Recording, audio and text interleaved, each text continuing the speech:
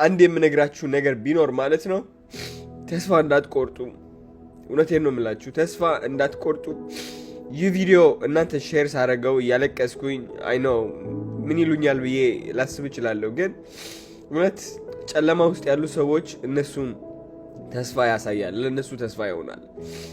እኔ ልንገራችሁ ማለት ነው ወደዚህ ካናዳ ስመጣ ማንም ሰው እውነቴን ነው የምላችሁ ማንም ሰው ተማምኜ አይደለም የመጣሁት። በፍርሃት ወደ ካናዳ ነው የገባሁት። ከአሜሪካ ጠበቃ አሳይለም መጠየቅ አትችልም ብሎኝ ከዛ ኬዝ ትክክለኛ አይደለም ዲናይ ልትደረግ ስለምችል ወደ ካናዳ ብትሄድ ይሻላል። ይህ ውሳኔ የወሰንኩት ካናዳ ለመግባት በ5 ቀን ውስጥ ነው። ያው ማአት ሰዎች እያስፈራሩኝ ካናዳ እንዳትሄድ፣ ካናዳ ጥሩ አይደለም፣ ካናዳ እንደዚህ ነው እየተባልኩኝ ማለት ነው። ከዛ ከአሜሪካ ግን ማለት ነው እውነቴን ነው የምላችሁ ሰዎች ሳልሰማ ማን እንደሰማውኝ አላቅም የሆነ ልቤ ማለት ነው እግዚአብሔር ነው አሮ ነው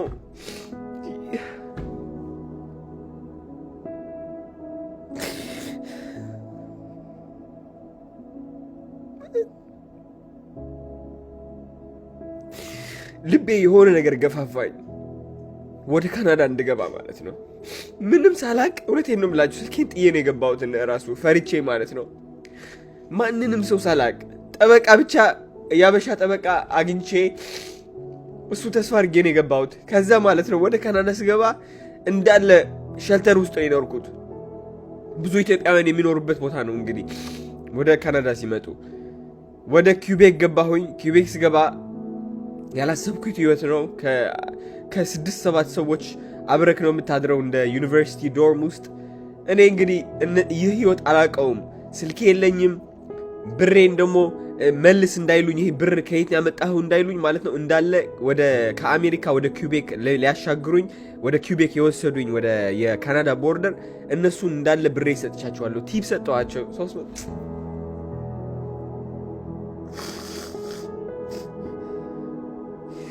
እንደሌላው ነው ደብቄ ከመግባት ማለት ነው። ታክሲዎቹን እንዳለ 200-300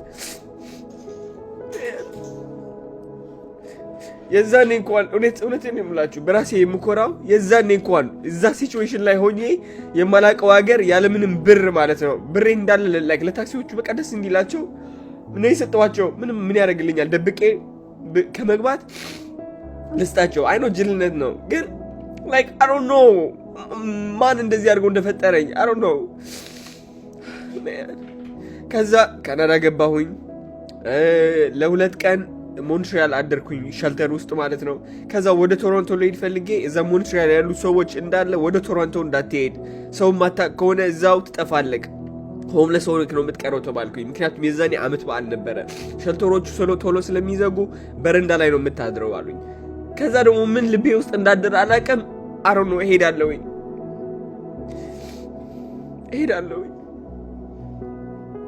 ከዛ ባስ ውስጥ አስታውሳለሁ የፈራሁት ፍርሃት የዛኔ ማታ ጨልሞ ማለት ነው አስታውሳለሁኝ። ሸልተሮቹ ሊዘጉ 1 ሰዓት ሲቀራቸው ወደ ቶሮንቶ ነው የገባሁት። እንዴት ሮጬ ከባሱ እንደወረድኩኝ፣ እንዴት በችኮላና በፍርሃት ስልክ እንደደወልኩኝ ወደ ሸልተሮች። ከዛ ሸልተር ደወልኩኝ። አንድ ሸልተር አነሱልኝ ስልካቸው። ከዛ ስልካቸው ሲያነሱልኝ መሄድበት ቦታ የለኝም፣ ሬፊውጂ ነኝ፣ ካናዳ መጣሁኝ፣ መሄድበት ቦታ የለኝም እና ፕሊዝ ሄልፕ ሚ ያልኳቸው።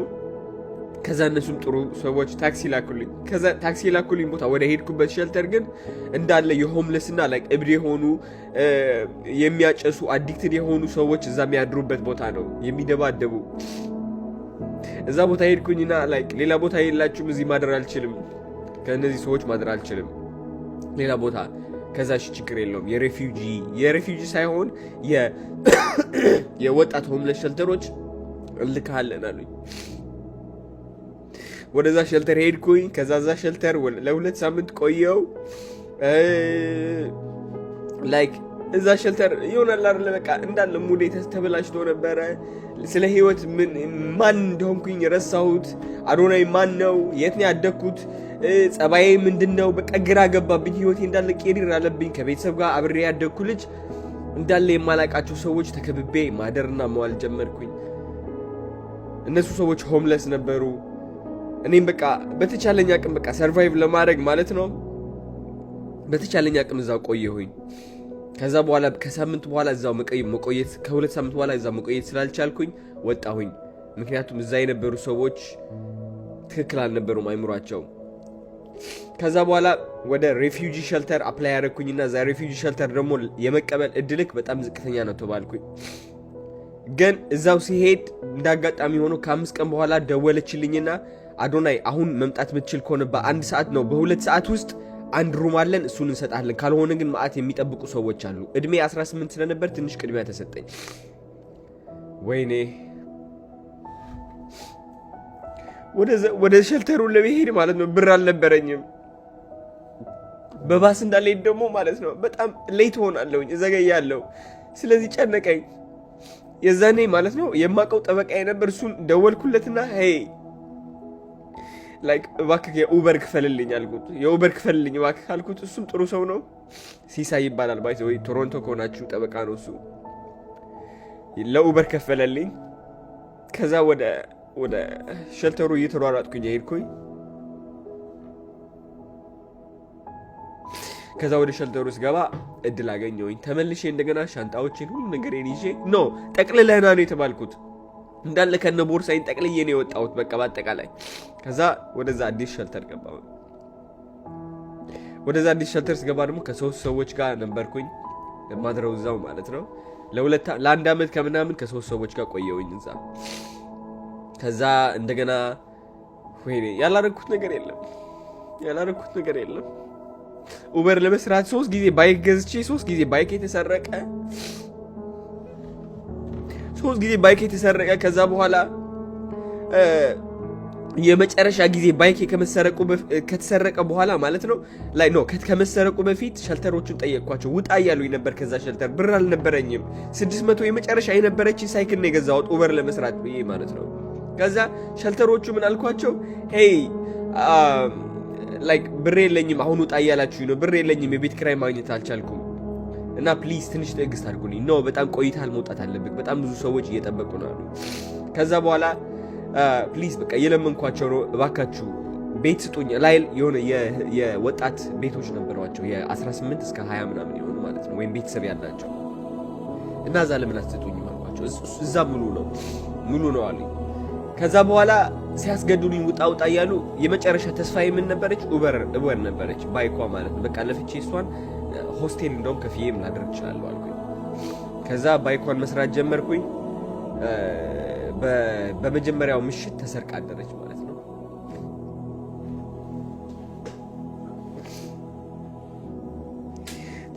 የዛኔ ልቤ እንዴት እንደተሰበረ ልነግራችሁ አልችልም። የዛኔ እንዴት የማደርገው እንደጠፋኝ እንዴት። ከዛ ማለት ነው የዛኔ አበሻ ነበረና የመጨረሻ ቃልን ውጣ፣ ዛሬ መውጣት አለብኝ። ከዛ የዛኔ የሌሊት ጸባይ ነው ያወጣሁት። ምክንያቱም የመጨረሻ ምንም አልነበረኝማ። የሌሊት ጸባይ አለቀስኩኝ፣ እዛው እያዩኝ ማለት ነው። በሩን እንዳለ በቃ እንትና ዘጋሁትና ከዛ ደንግጠው አዩኝ። የምሄድበት ቦታ የለኝም፣ ብር የለኝም። ባይኬ ተሰረቀች። ባይኬ አፋልጉኝ ስላችሁ ምንም አታደርጉም፣ ካሜራ ቼክ አድርጉ ብላችሁ አቅልላችሁ ነው የምታዩት። ምን አድርጉ ነው የምትዩ? በቃ አለቀስኩኝ። ለምን እንደወራ አላውቅም፣ አለቀስኩኝ። ከዛ የሸልተሩ ማናጀሯ መጣ ማለት ነው። ኦኬ አንድ ሩም አግኝተልናል፣ እዛው መግባት ትችላለች። ከዛ የእግዚአብሔር ነገር ገረመኝ። በቃ መጨረሻ ላይ ሁሉ ነገር ከማጣቴ ደጅ ከመውጣቴ በፊት እንደገና ዳንከኝ ጌታ ይዋልኩኝ እንደገና። ከዛ ወደዛው ሸልተር ገባሁኝ። እዛ ብቻህን የምትኖርበት ሸልተር ለ2 ዓመት እየተጨናነኩኝ በውፍረት ተቸግሬ ራሴን እየጠላሁኝ ጨለማ ውስጥ ገብቼ እያለቀስኩኝ ቪዲዮዎች ለቀቅ ያለው እያለቀስኩኝ አይታችሁታል እናንተ። እያለቀስኩኝ ለ2 ዓመት ቆየው እየሰራሁኝ ለሰው እየፈጋው ስለ ህይወት ግራ ምንድነው ህይወት ከቤተሰብ አይደለም ግንኙነት የለም። ስለ ህይወት ግራ እየገባኝ ራሴን እየጠየቅኩኝ ማንኝ ነኝ? ምንድነው ዓላማዬ? ጌታዬ ሆይ ምንድነው የሚመጣው? መቼ ነው ብርሃኑ የሚመጣው? መቼ ነው የሚያልቀው ይህ ሁሉ እያልኩኝ ዝም መልስ የለ። 2 ዓመት 3 ዓመት 4 ዓመት ትለፋለህ። ከዛ መጨረሻ ላይ ግን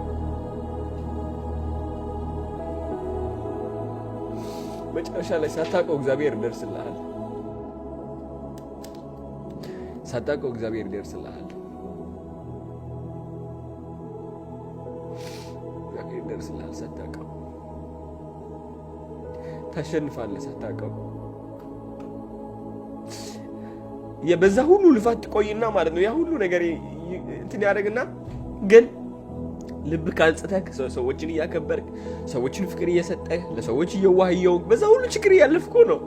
በዛ ሁሉ መከራ እያለፍ ግን አንተ ባህሪክ ምንድነው? ሰላም፣ መሳቅ በቃ ላይክ እንጂ እውነቴን ነው የምላችሁ። ድሮ እኔ ላይክ እንትን አድርጌ ነበረ ላይክ በጎዱኝ ሰዎች ወይም ደግሞ በተጫወቱብኝ በይወህና በተጫወቱብኝ እንደ ህፃን ልጅ ባዩኝ ሰዎች እንደዛው አክት ባረግ ኖሮ እውነቴን ነው የምላችሁ የማይሆን እስር ቤት ገብቼ ነበረ ሰው እየደበደብኩኝ። ከዛ ግን ይህ ሁሉ ትዕግስት አድርገህ ስትጠብቅ ለካስ እግዚአብሔር ይቆጥርልሃል። ከዛ አንድ ቀን ትመጣለች፣ ትባረካለህ። የምትሰራው ስራ ህልምክ ይሆናል፣ ደስታክ ያመጣልሃል። ገቢ ሁሉ ያስደነግጣል። የምታግዛቸው ሰዎች ህይወታቸው ሲቀይሩ ስታይ ባንተ ድጋፍ ደስታ ያመጣልሃል። ከዚህ በላይ ምን አለ ጌታዬ ሆይ? ሁሉም በየቦታው ሲይዝ ሰውነቴ ከነበርኩበት አሁን ወዳለሁበት ምን ያህል ጥንካሬ እንደጠየቀብኝ የዛኔ እየተቸገርኩኝ ነበር። ግን አሁን ሆኜ እያንዳንዷን ችግር፣ እያንዳንዷን ስቃይ፣ እያንዳንዷን የተከዳሁባት ያለፍኩባት ችግር ጨለማ፣ እያንዳንዷን ጨለማ የመሬት ዝቅተኛ አፈር የላስኩባት ቀን አሁን እሷን ነው ማመሰግነው። እነዛ ኖርማል ቀናቶች ከስራ ሰርቼ የተመለስኩባቸው ቀናቶችማ አላስታውሳቸውም። እቺ የተሰቃየሁባት ቀን ያለቀስኩባት ቀን ግን ለአሁን ፍቅር ሆናኛለች፣ ለአሁን ምስጋና ሆናኛለች፣ ለአሁን እግዚአብሔር እንዳስተውለው እንዳስታውሰው ህይወቴ ላይ እንደሰራልኝ እንዳልረሳኝ ሁሌ